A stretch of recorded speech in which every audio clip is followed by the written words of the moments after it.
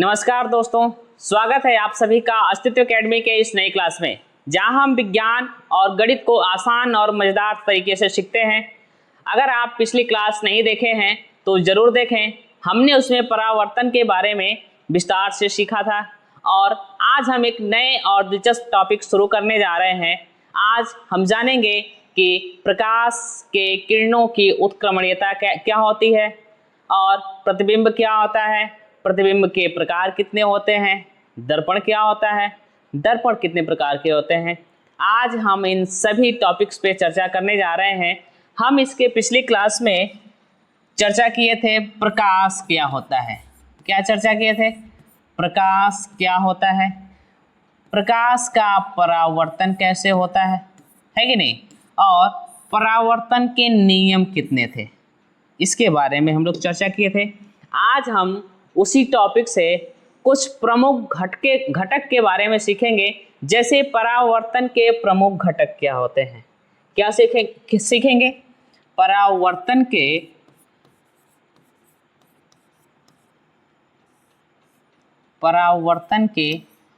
प्रमुख घटक क्या क्या हैं।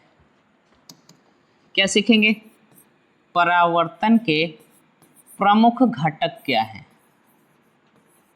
हम लोग आज जानेंगे परावर्तन के प्रमुख घटक क्या हैं, टर्म्स इन रिफ्लेक्शन क्या होते हैं। तो चलिए, हम उस दिन एक चित्र बनाए थे, जैसे कोई दर्पण ले लिए थे। ये दर्पण है और इस दर्पण से हम लोग एक प्रकाश की किरण लेके आए। क्या किए? एक प्रकाश की किरण लेके आए और इस बिंदु से क्या कर दिए थे? परावर्तित कर दिए थे, है कि नहीं। और परावर्तन के पश्चात इस बिंदु पर एक लंब डाले थे हम लोग। क्या किए थे? एक लंब डाले थे।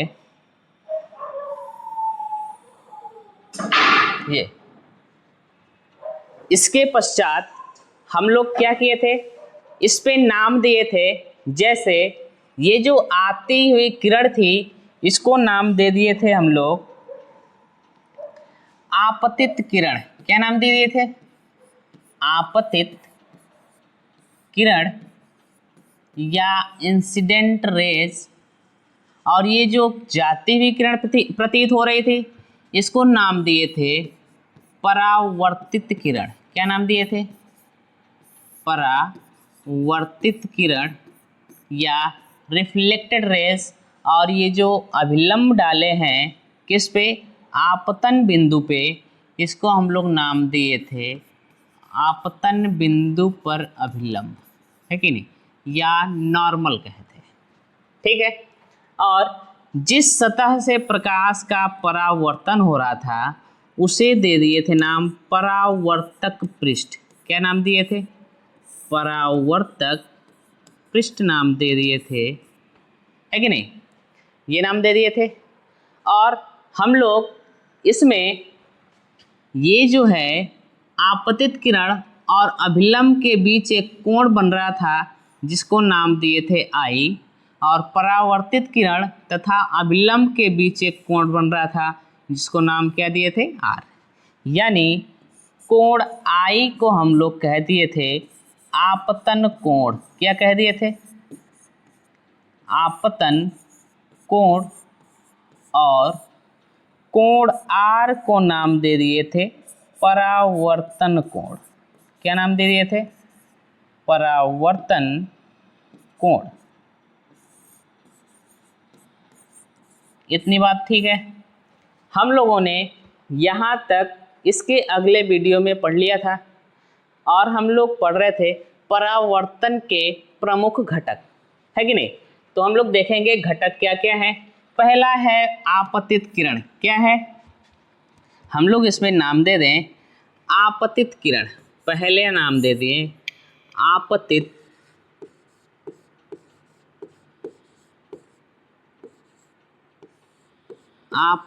किरण। ठीक है। आपतित किरण क्या होती है? जो किरण आती हुई प्रतीत हो रही है, यानी प्रकाश स्रोत से चलकर आ रही है, उसे आपतित किरण कह रहे हैं, है कि नहीं। दूसरा था हमारा परावर्तित किरण। क्या नाम था? परावर्तित किरण। ठीक है, ये दूसरा घटक है जिसका नाम क्या था? परावर्तित किरण। और परावर्तित किरण किसे कहते हैं? प्रकाश स्रोत से आई हुई किरण जो है किसी सतह से टकराकर यदि उसी माध्यम में वापस लौट गई हो तो उस किरण को हम लोग कहे थे रिफ्लेक्टेड रेज या परावर्तित किरण कहे थे, है कि नहीं। और परावर्तित किरण के बाद आता है अभिलंब। क्या आता है तीसरा? अभिलंब।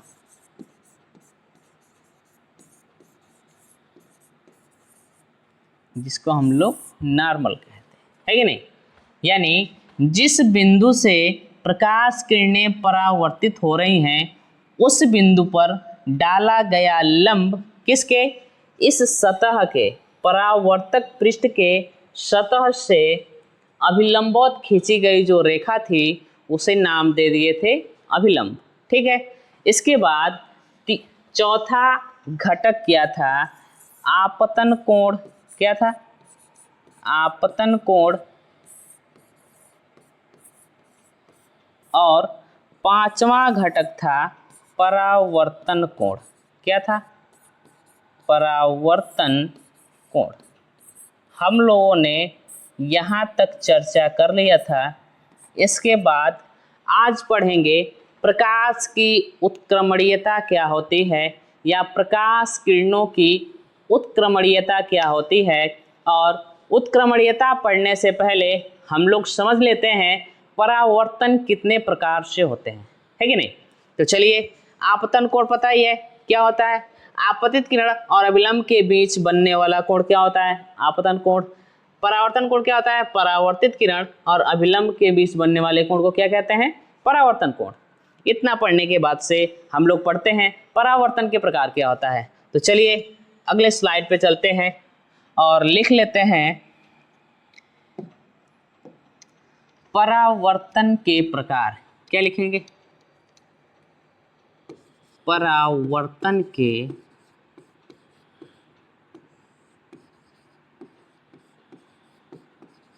प्रकार। ठीक है, परावर्तन के कितने प्रकार हैं इसके बारे में हम लोग चर्चा करेंगे। टाइप ऑफ रिफ्लेक्शन क्या होता है, तो हम लोग जानते हैं परावर्तन दो प्रकार से होते हैं। क्या जानते हैं? परावर्तन कितने प्रकार से होता है? परावर्तन दो प्रकार से होता है। पहला है नियमित परावर्तन। क्या होता है? नियमित परावर्तन। पहला होता है नियमित परावर्तन, रेगुलर रिफ्लेक्शन। क्या होता है? नियमित परावर्तन। पहला नाम दे दें हम लोग नियमित परावर्तन, रेगुलर रिफ्लेक्शन। नियमित परावर्तन। और इसी में दूसरा आता है इर्रेगुलर रिफ्लेक्शन या अनियमित परावर्तन। क्या? अनियमित परावर्तन, ये नाम था। ठीक है, परावर्तन कितने प्रकार से होते हैं? परावर्तन दो प्रकार से होते हैं। पहला होता है नियमित परावर्तन और दूसरा क्या होता है? अनियमित परावर्तन या इर्रेगुलर रिफ्लेक्शन या डिफ्यूज रिफ्लेक्शन जिसको कहते हैं। हम लोग देखेंगे नियमित परावर्तन क्या है। तो नियमित परावर्तन में हम लोग जाने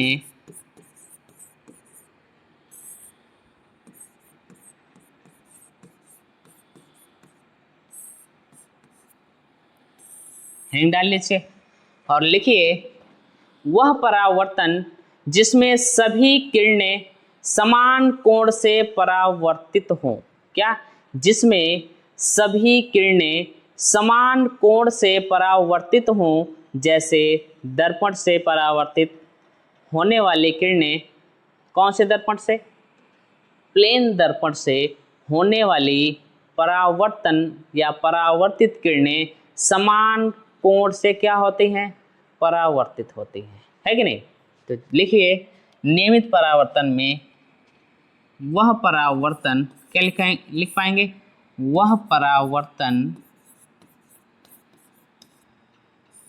परावर्तन जिसमें सभी किरणें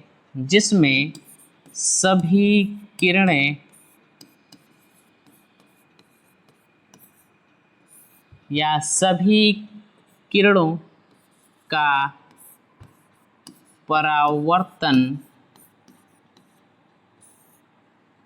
कैसे हो, समान कोण से हो। क्या हो, समान कोण से हो।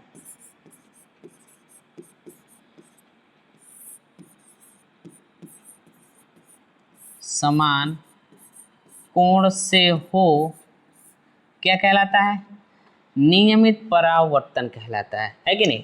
जैसे हम लोग यहाँ पे एक दर्पण बनाते हैं, क्या बना दिए, एक दर्पण बना दिए और इस दर्पण पे आने वाली प्रत्येक किरणें, जैसे हम लोग यहाँ पे बना देते हैं, आने वाली प्रत्येक किरणें एक समान कोण पे क्या हो रही हैं, परावर्तित हो रही हैं। ठीक है, एक समान कोण से क्या हो रही हैं, परावर्तित हो रही हैं। तो ऐसे परावर्तन को हम लोग कहते हैं नियमित परावर्तन। अनियमित परावर्तन क्या होता है, तो उसमें लिखेंगे वह परावर्तन जिसमें सभी किरणें समान कोण से परावर्तित न हों, जैसे अलग अलग दिशाओं में हो, है कि नहीं। क्या लिखेंगे अनियमित परावर्तन में, हेडिंग डाल लीजिए अनियमित परावर्तन। क्या डाल लीजिए, अनियमित परावर्तन।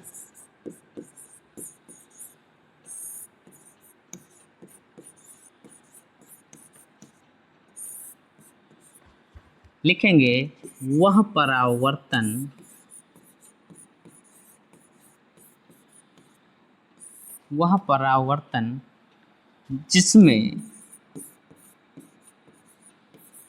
जिसमें सभी किरणों, क्या लिखेंगे, जिसमें सभी किरणों का परावर्तन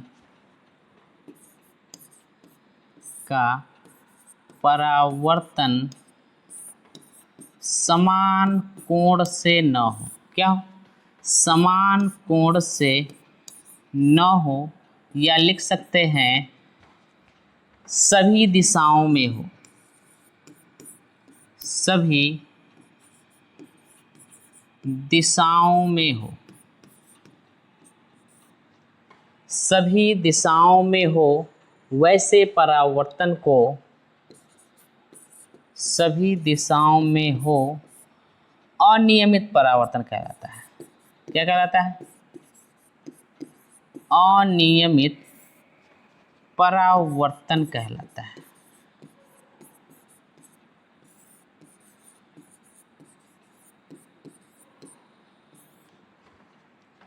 अनियमित परावर्तन कहलाता है।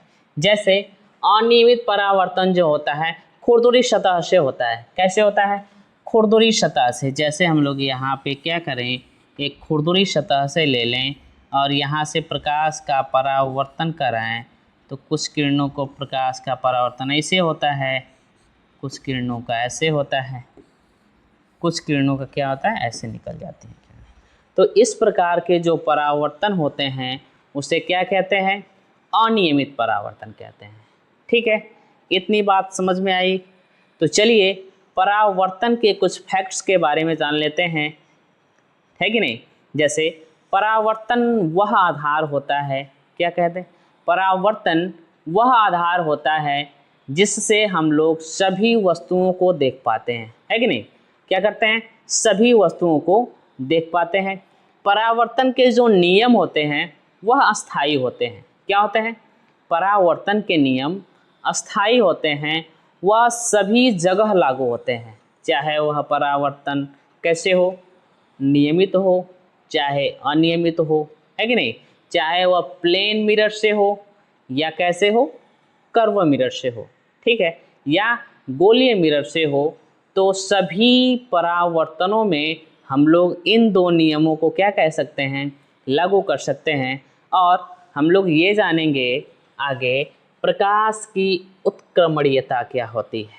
क्या जानेंगे आगे, प्रकाश के किरणों की उत्क्रमणीयता क्या होती है, उसके बारे में हम लोग पहले ही चर्चा किए थे। आज फिर से देखते हैं क्या होता है। तो हेडिंग डाल लीजिए, क्या हेडिंग डाल लीजिए, प्रकाश की उत्क्रमणीयता, या हेडिंग डालिए प्रकाश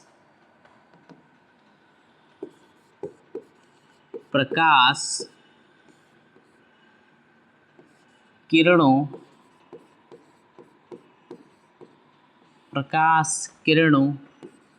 की उत्क्रमणीयता। क्लियर है ये बात। उत्क्रमणीयता क्या होती है इसके बारे में समझे तो उत्क्रमणीयता मतलब रिवर्सिबिलिटी क्या होती है कि नहीं, रिवर्सिबिलिटी ऑफ लाइट रेज, इसके बारे में समझेंगे। तो हम लोग जानते हैं जब प्रकाश किसी माध्यम में एक रास्ते से जब प्रकाश किसी माध्यम में एक रास्ते से जाता है और फिर उसी रास्ते से वापस लौटता है तो उसे हम लोग कहते हैं प्रकाश की उत्क्रमणीयता, है कि नहीं। प्रकाश जिस रास्ते से गया था अगर उसी रास्ते से लौट आया हो तो हम लोग कह सकते हैं कि प्रकाश क्या है, प्रकाश का क्या है, उत्क्रमणीयता है कि नहीं। लिखिए रिवर्सिबिलिटी ऑफ, क्या लिख लीजिए, reversibility of light rays. Okay, अब लिखिए जब प्रकाश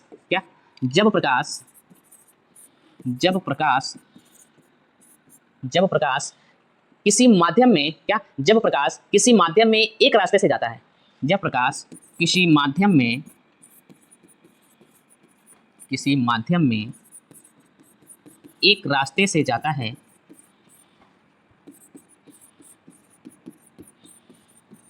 और फिर उसी रास्ते से वापस लौटता है, क्या, और फिर उसी रास्ते से वापस लौटता है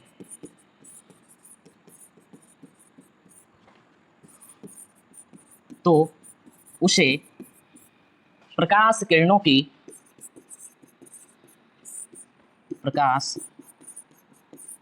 की उत्क्रमणीयता कहते हैं। क्या कहते हैं, रिवर्सिबिलिटी ऑफ लाइट रेज कहते हैं, उत्क्रमणीयता कहते हैं। यहाँ तक बात ठीक है। या मोटी मोटी बात हम लोग ये कह सकते हैं कि प्रकाश अपना रास्ता कभी नहीं भूलता है कि नहीं। जैसे हम लोग चित्र में समझें कि प्रकाश की उत्क्रमणीयता क्या होती है, तो हम लोग जाने कि जब कोई प्रकाश किसी चिकनी सतह से टकराकर परावर्तित हो जाती है कि नहीं। ये प्रकाश क्या हुआ, ऐसे आया और यहाँ से क्या हो गया, परावर्तित हो गया। तो हम लोग इस पर एक लंब डाल देते थे, क्या करते थे, एक लंब डाल देते थे और हम लोग परावर्तन के नियम के अनुसार लिख देते थे कि कोण I और कोण R क्या है, बराबर है। वहीं अगर ये जो आ रही थी किरण, ये आपतित किरण थी और जो किरण जा रही थी वह क्या थी, परावर्तित किरण थी। अगर इनकी दिशा बदल दिया जाए, क्या किया जाए, इनकी दिशा को अगर बदल दिया जाए तब भी वह इस रास्ते से आएगी तो इसी रास्ते से क्या होगी, वापस जाएगी। अगर हम लोग क्या करेंगे, इसके रास्ते को बदल दें, क्या करें, प्रकाश किरणों को रिवर्स करते हैं, है कि नहीं।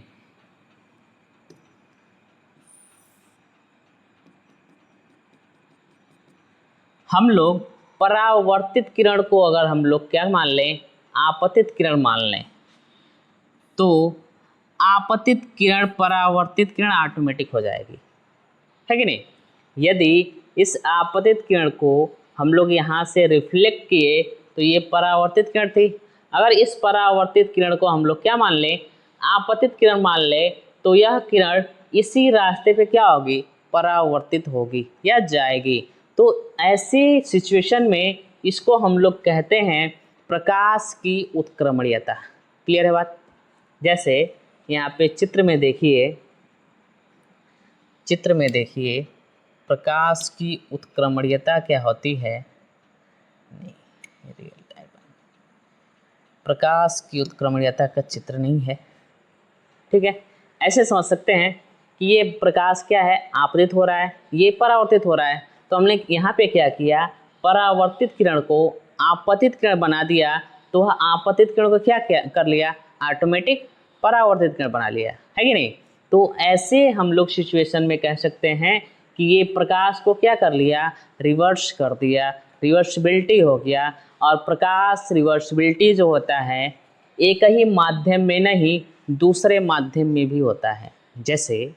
जैसे समझें चीज़ों को, क्या, जैसे हम लोग एक माध्यम ले लेते हैं वायु, ये वायु माध्यम ले लेते हैं, ठीक है, और नीचे क्या ले लेते हैं, जल ले लेते हैं।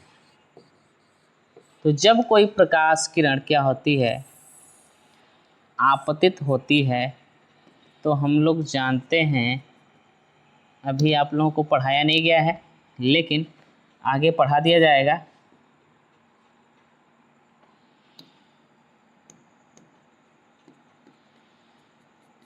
ठीक है, ये अपवर्तित किरण थी।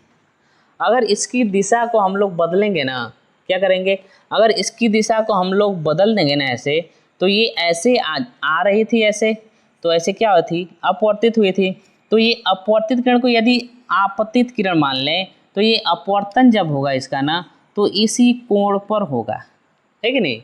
ये अपनी दिशा को बदलेगा नहीं, और जब ये दिशा को नहीं बदलेगा अपने उसी मार्ग पे जब जाएगा, तो हम लोग सीधा सीधा कह देंगे कि प्रकाश का क्या हो गया, रिवर्सिबिलिटी हो गया। ठीक है यहाँ तक। चलिए अगला पॉइंट हमारा है प्रतिबिंब। क्या, अगला पॉइंट है प्रतिबिंब क्या होता है कि नहीं। तो प्रतिबिंब क्या होता है इसके बारे में समझते हैं।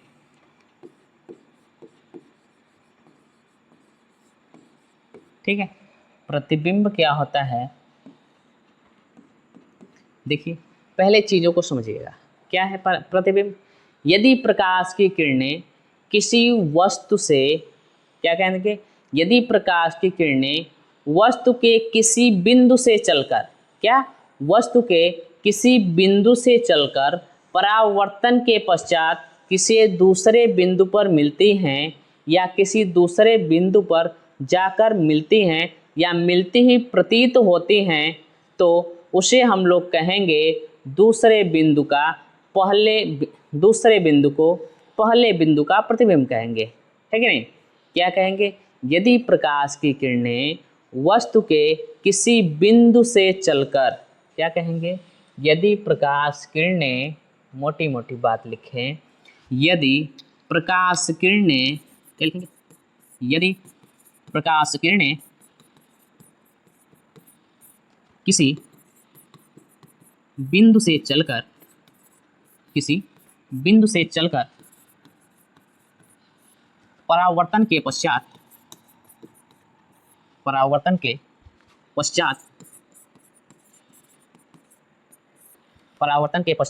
किसी दूसरे बिंदु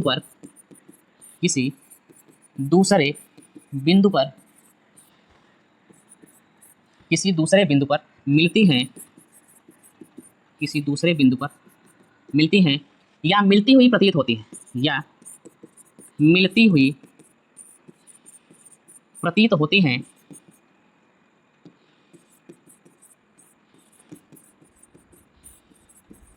मिलती हुई प्रतीत होती हैं, वह क्या होती हैं, प्रतीत होती हैं, तो इसे क्या, तो उसे उस बिंदु का प्रतिबिंब कहा जाता है। तो उसे उस बिंदु का प्रतिबिंब कहा जाता है। ये है ये बात, प्रतिबिंब कहा जाता है। ठीक है, ये बात, इतनी बात समझ में आ रही है। मान जाइए मैं अपना चेहरा या मैं खुद को किसी दर्पण में देखता हूँ तो हमारा प्रतिबिंब दर्पण में बनता है, यानी हम खुद को दर्पण में देख पाते हैं। तो दर्पण में जो हमारा प्रतिबिंब बन रहा है या हमारी एक इमेज छप के आ रही है, उस इमेज की हम लोग यहाँ बात कर रहे हैं। और जो इमेज बन रही है दर्पण में, उस दर्पण को हम लोग आभासी प्रतिबिंब कहते हैं, या उस प्रतिबिंब को हम लोग आभासी प्रतिबिंब कहते हैं या वर्चुअल इमेज कहते हैं, है कि नहीं। तो चलिए देखते हैं इमेज कितने प्रकार का होता है। क्या देखेंगे, प्रतिबिंब कितने प्रकार का होता है। तो यहाँ पे लिख लें प्रतिबिंब, क्या लिख लें, प्रतिबिंब 2 प्रकार के होते हैं। कितने प्रकार के होते हैं, 2 प्रकार के होते हैं।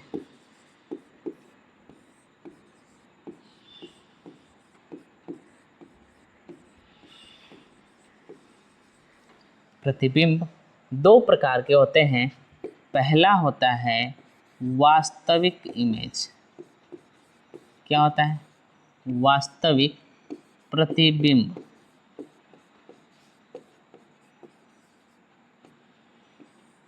वास्तविक प्रतिबिंब, रियल इमेज।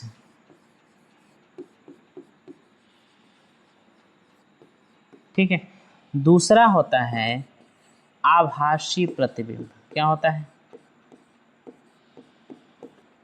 आभासी प्रतिबिंब।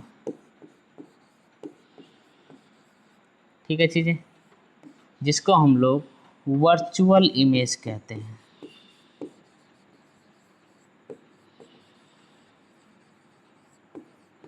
ठीक है, 2 चीज़ें हैं या 2 प्रकार के इमेज हैं। पहला है वास्तविक इमेज या रियल इमेज, और दूसरा होता है वास्तविक आभासी इमेज। ठीक है, या आभासी प्रतिबिंब। ये 2 प्रकार के इमेज होते हैं। अब इनके बारे में अगर चर्चा करें तो हम लोग जानते हैं रियल इमेज क्या होता है। हम लोग पहले लिखे हैं, देखिए, यदि प्रकाश किरणें किसी बिंदु से चलकर परावर्तन के पश्चात किसी दूसरे बिंदु पर मिलती हैं या मिलती हुई प्रतीत होती हैं। ये 2 बात लिखे हैं। क्या लिखे हैं, या तो मिलती हैं या तो मिलती हैं। ये लिखे हैं,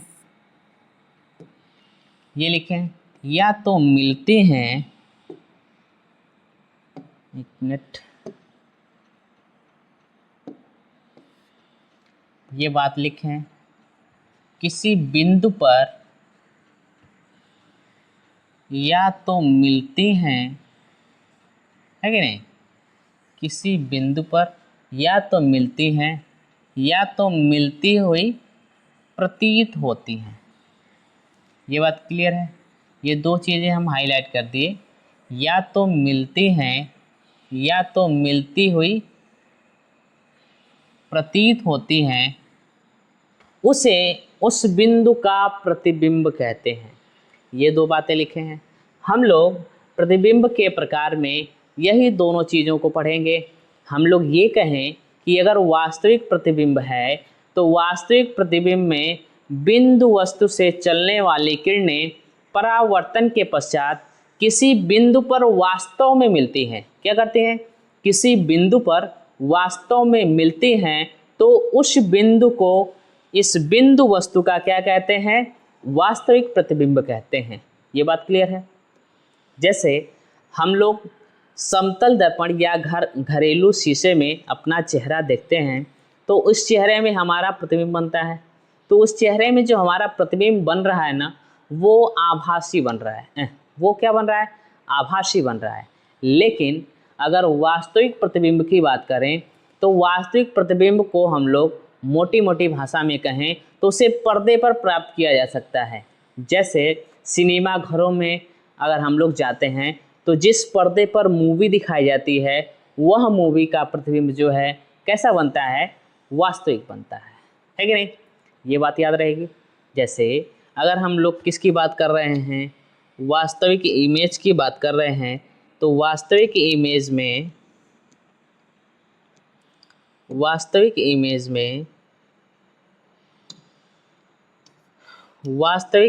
में क्या होता है?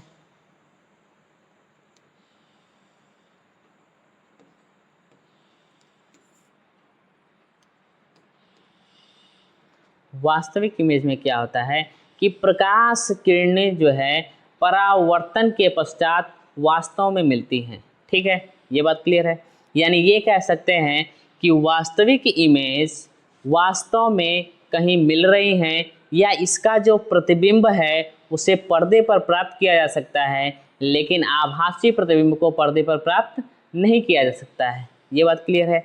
यानी जो हम लोग शीशा में अपना चेहरा देखते हैं वो आभासी प्रतिबिंब है, और जो हम लोग सिनेमा घरों में मूवी देखते हैं वो बनने वाला प्रतिबिंब कैसा है? वास्तविक है। ठीक है, जैसे हम लोग इस चित्र में देखें,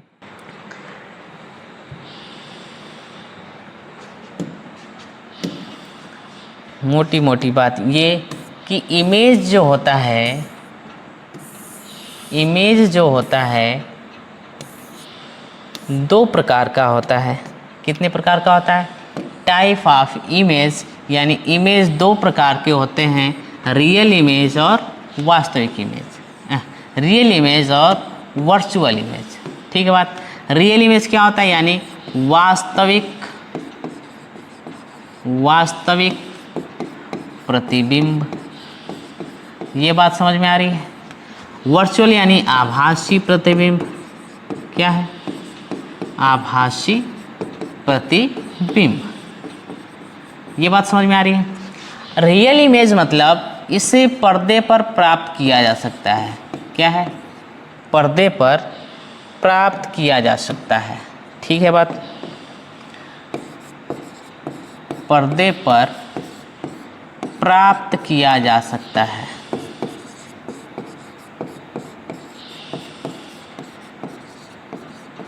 और आभासी प्रतिबिंब को नहीं किया जा सकता है कि नहीं?